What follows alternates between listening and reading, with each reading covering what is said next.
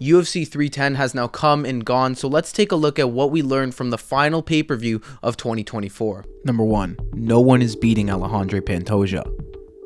Alejandro Pantoja put on a stellar performance against Kaya Sakura in the UFC 310 main event. A lot of people were favoring Pantoja heading into the matchup because of his pedigree and his stance in the division. He's fought multiple contenders and he's defeated them all pretty comfortably.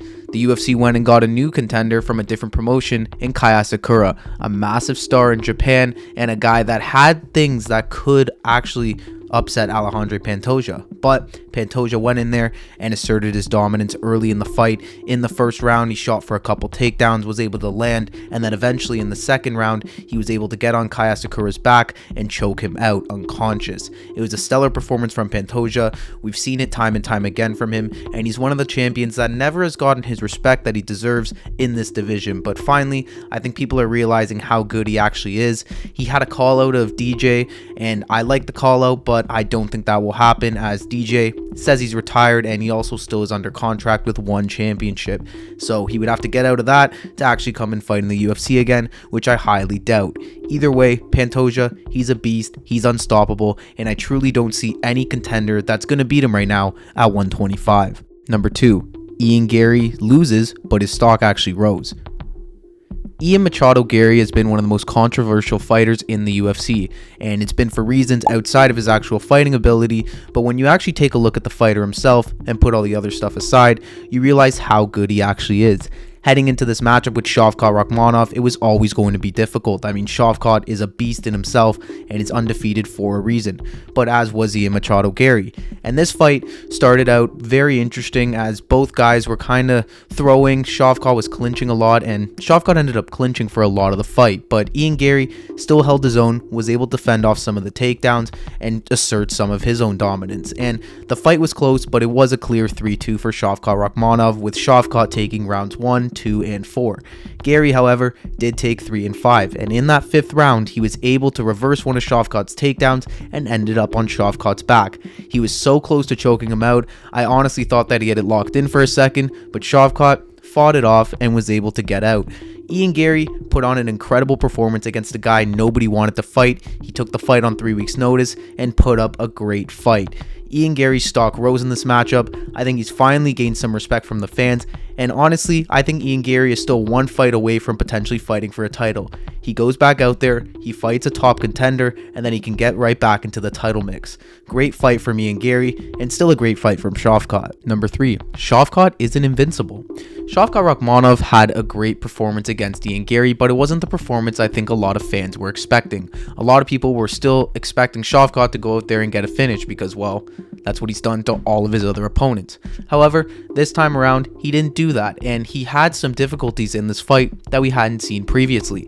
But I think that's more credit to the opponent in front of him, in Ian Machado Garry, who's a lot better than a lot of people think and was always going to be a tough fight for Shavkat. Either way, Shavkat won, but I don't think his stock rose too much. I think that he's still seen as one of the best fighters in the division, but he's lost a little bit of his aura, and I think now that after seeing this fight, it makes the Belal Muhammad fight a lot more interesting. I think a lot of people were picking Shavkat to go in there and rip apart Belal, but now after seeing this fight, that fight becomes a lot closer, and I think a lot of people, myself included, are also thinking that Belal might have a better chance than we all thought.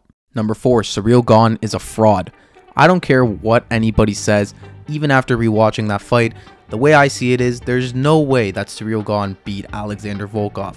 I think round 1 there's an argument, but round 2 and 3 have to go to Volkov.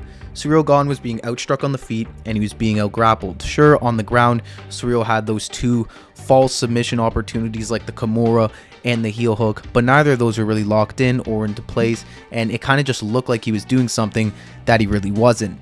Ciryl Gane is one of these interesting guys who doesn't fight often but seems to be somewhat of a star. Well, at least in France he is, and I think that's also what influenced this decision, to be honest. I think the UFC was happy with this outcome because they have a star in Ciryl Gane in France and they have a star in Tom Aspinall in England, and that's obviously the fight that they're going to try and make after this outcome.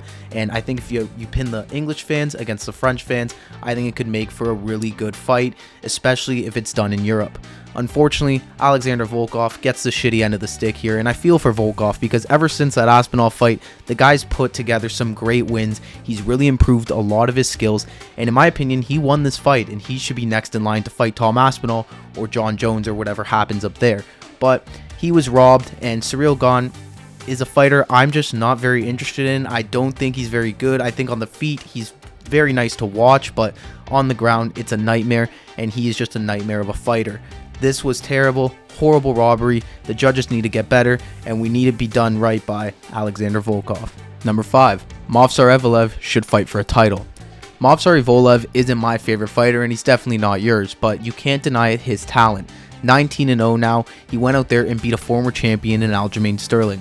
And while the fight was competitive and very close, Movsar still won, and he showed that he is still one of the best contenders in the featherweight division. Featherweight's very interesting right now. There isn't a ton of guys at the top. I mean, you have Volkanovski and Diego Lopez in the mix, but then after that, it's really Movsar. I mean, sure, there's guys like Arnold Allen and Yair Rodriguez, but they're not really as close to the title as Movsar Evloev is. Now, you cannot really deny this guy an opportunity at the title. I think maybe you can give him one more fight. Maybe we do the Diego Lopez rematch, have that be a #1 contenders fight.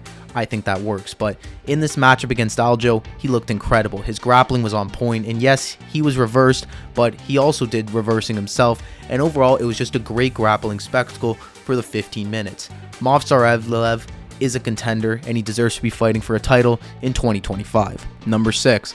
Kaya Sakura belongs in the UFC. While things didn't go his way against Alejandro Pantoja, Kaya Sakura still impressed me in this fight for as long as it lasted. I mean, in the first round, he did land a flying knee that hit Pantoja when Pantoja was going in for a takedown. It didn't do much though because Pantoja was already going for the takedown, but there were glimpses of brilliance in Kaya Sakura. You could see how exciting of a striker he really can be and what he can provide to the UFC and this division. I said heading into this fight, this was way too big of a jump for him, especially in his first UFC fight. Obviously, the UFC had to do what they had to do, but I never really saw a world where Kaya Sakura was going to win this. I think Pantoja, like I mentioned before, he's too tough, he's too good, and was always going to be a nightmare for Kaya Sakura. However, I think against other contenders in this division, I could see Kai doing really well. You put him against some of these strikers who want to stand there and strike with him, and they probably will go to sleep.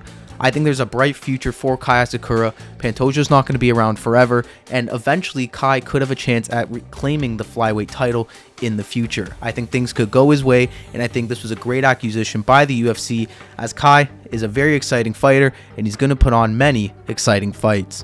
So that is what I felt we learned from UFC 310. Let me know if you guys agree with what I said in the comments. Also drop some of your thoughts of the event down below. Thank you all for watching. I'll see you all in the next one.